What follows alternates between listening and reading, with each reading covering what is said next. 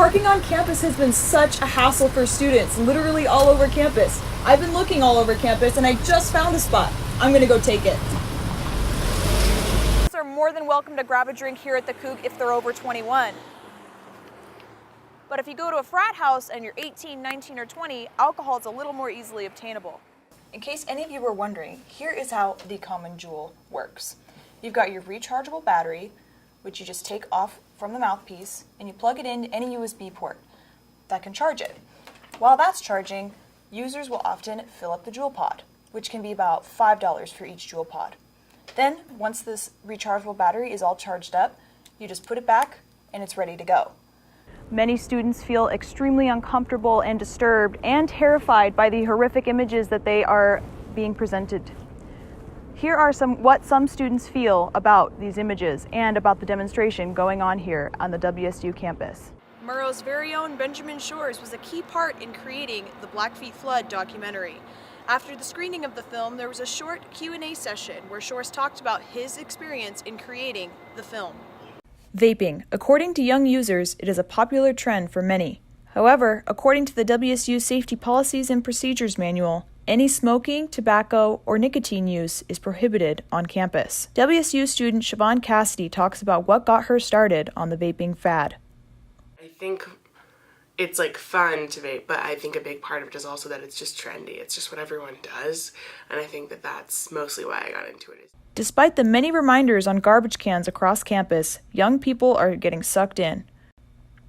According to the CDC, in 2018, more than 3.6 million young people in the United States participated in vaping. In case any of you were wondering, here is how the Common Joule works. You've got your rechargeable battery, which you just take off from the mouthpiece, and you plug it into any USB port that can charge it. While that's charging, users will often fill up the Joule pod, which can be about $5 for each Joule pod. Then, once this rechargeable battery is all charged up, you just put it back and it's ready to go. Many students and users find this very easy to use. However, it's not so easy on your system. Common chemicals that have been found in vape products include lead and nickel. According to Noelle Nicolai, education coordinator for the Pullman Regional Hospital, even THC can be found in vaping products. They've also found that the ones that are advertised without THC might also contain THC. The FDA and whoever puts the restraints on those products doesn't have specific guidelines about actually stating what's in the actual product. Despite the negatives of vaping and smoking in general, it is up to the people to decide what they want to do. With Murrow News 8, I'm Ariel Iacobazzi. You'd get house points if you went to parties, and then if you didn't show up to the parties, you were basically put on a list to be a sober sister, which was fine at the beginning of the semester because you could just be at home and just have your phone on, and if somebody needed you they could call you. And then they made it so if you were a sober sister you had to actually go to the party. This young woman got out. This source, who asked to remain anonymous, started out in the Washington State University Greek system and decided it was not for her.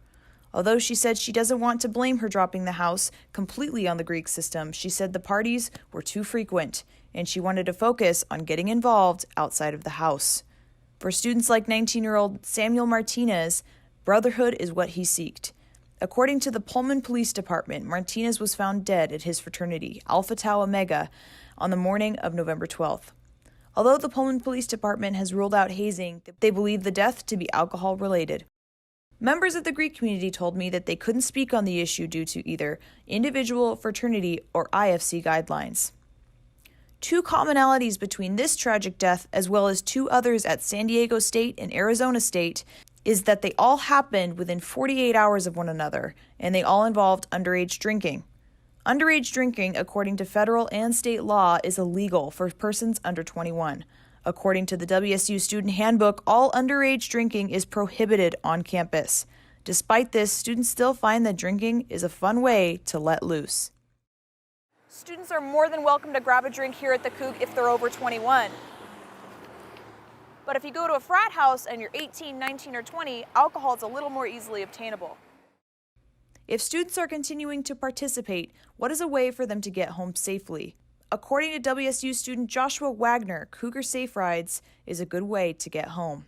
The connection is I'm a volunteer for a program on campus called Cougar Safe Rides, where we, from Thursdays, Fridays, and Saturdays, Thursdays 8 to midnight, Friday, Saturday 9 to 3, we give rides to people who need them. It's a free service. Underage drinking on college campuses is an issue, but many students still engage in it and don't realize that there are resources such as Cougar Safe Rides to help them out. Here's what Commander Jake Opgenorth of the Pullman Police Department said about the Good Samaritan Law of Washington State. In Washington State, we do have a Good Samaritan law. And I don't know if this case, if there would have been a difference, but basically, if somebody has been drinking and they need medical attention, we want people to call 911 and to get medical help. And the Good Samaritan law basically makes it so that we cannot prosecute for an MIP in those cases. What is the university doing now? According to a statement released by WSU President Kirk Schultz, students should go over the WSU Good Samaritan Law. And effective immediately, the university has placed an interim loss of recognition status on the Alpha Tau Omega fraternity, and an investigation has opened and is in progress.